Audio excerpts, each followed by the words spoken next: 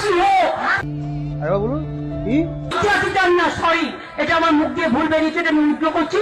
আমার ভুল হয়েছে, ক্ষমা করে দেন। মানে ধর্ষিতাদের ফাঁসি হোক। নেক্সট।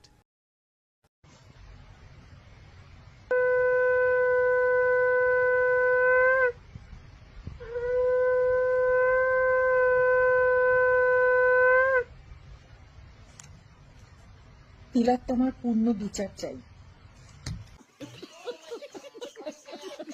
তুমিও ফেল। নেক্সট।